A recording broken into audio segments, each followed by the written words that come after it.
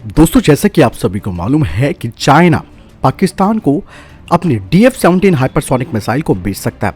हालांकि इतना आसान नहीं है चाइना के द्वारा DF-17 हाइपरसोनिक मिसाइल को बेचना, क्योंकि कहीं ना कहीं चाइना कभी ये बात नहीं चाहेगा कि पाकिस्तान उससे आगे निकले।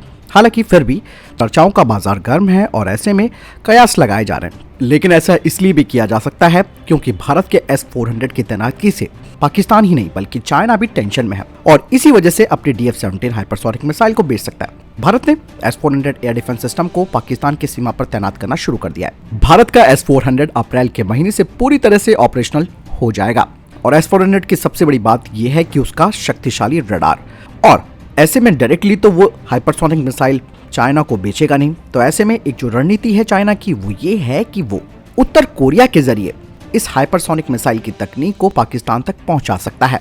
अमेरिका ने भी दावा किया है कि चीन या तो DF-17 को बेच सकता है या फिर पाकिस्तानी हाइपरसोनिक मिसाइल प्रोग्राम में ठीक उसी तरीके से मदद कर सकता है जैसे कि उसने उत्तर कोरिया की मदद की है। और उत्तर कोरिया लगातार हाइपरसोनिक मिसाइलों का भी टेस्ट कर रहा है। बात करें चीन की DF-17 हाइपरसोनिक मिसाइल की, ये ध्वनि की 5 गुना रफ्तार से हमला कर सकती है और S-400 के रडार से उसे ट्रैक करना आसान भी नहीं हो सकता। चीन और भारत दोनों ही S-400 का इस्तेमाल करते हैं और ड्रैगन को इसकी खूबी और कमजोरी, ध्यान दीजिएगा दोस्तों, ड्रैगन को इसकी कमजोरी और खूबी दोनों पता है। पाकिस्तान भारत के S-400 एयर डिफेंस से काफी घबराया हुआ है। ऐसे में उसका कोई भी फाइटर जेट इस एयर डिफेंस का मुकाबला नहीं कर सकता है और S-400 के एक्टिव रहने पर पाकिस्तान अपने पूरे हवाई क्षेत्र का इस्तेमाल भी नहीं कर पाएगा, क्योंकि S-400 में 40 किलोमीटर से लेकर 400 किलोमीटर तक मार करने वाली मिसाइलें लगी हुई हैं। ये मिसाइलें क्रूज मिसाइलें, बम, एयरक्राफ्ट और अन्य तरीके के मिसाइलों को मार गिराने में सक्षम है। अमेरिका के खुफिया विभाग का यह भी अनुमान है कि चीन के DF-17 मिसाइल की जो मारक क्षमता है वो 2500 किलोमीटर है और इस मिसाइल को गुआम किलर मिसाइल भी कहा जाता है। चीन इस हाइपरसोनिक मिसाइल को पहले ही अपनी सेना में शामिल कर चुका है। इससे पहले पाकिस्तान के विश्लेषकों ने इस बात का दावा किया था कि भारत के S-400 के जवाब में पाकिस्तान को हाइपरसोनिक हथियार विकसित करना चाहिए।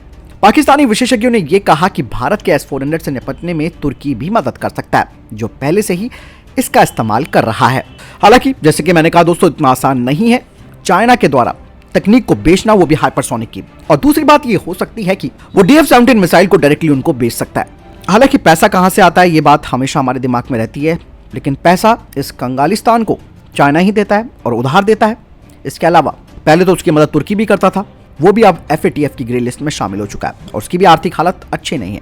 तो कुल मिलाकर ये कहा जा सकता है कि S-400 का मुकाबला करने के लिए हाँ, चाइना के DF-17 एक कारगर मिसाइल हो सकती है, लेकिन भारत खुद भी हाइपरसोनिक मिसाइलों पर काम कर रहा है। इसके अलावा भारत अपने AD-1 और AD-2 जो प्रोग्राम है उसको भी अब अंतिम चरण में ले जा चुका है और ऐसे में चाइना की हाइपरसोनिक मिसाइलें भारत को छू नहीं सकती हैं, क्योंकि DRDO लगातार कड़ी मेहनत के साथ अपने हाइपरसोनिक प्रोग्राम को तेजी से आगे बढ़ा रहा है। और कुछ दिनों पहले ही मैंने डिफेंस अपडेट में आपको बताया था कि रक्षा मंत्री राजनाथ सिंह ने DRDO के वैज्ञानिकों से हाइपरसोनिक मिसाइल टेक्नोलॉजी विकसित करने की दिशा में काम करने का आग्रह भी किया है और अमेरिका भी कह चुका है कि भारत 2025 से 2028 तक अपनी हाइपरसोनिक मिसाइलें बना सकता है और भारत स्वदेशी रूप से विकसित प्रपल्जन सिस्टम का इस्तेमाल करके high speed technology demonstrator vehicle यानी कि HSTDV का परीक्षण कर चुनिंदा देशों की लिस्ट में शामिल हो चुका है और इसमें स्वदेशी रूप से विकसित स्क्रैमजेट प्रपल्जन सिस्टम लगाया गया है, जिसका इस्तेमाल करके हाइपरसोनिक टेक्नोलॉजी डेमोन्स्ट्रेटर व्हीकल का परीक्षण भी किया गया था।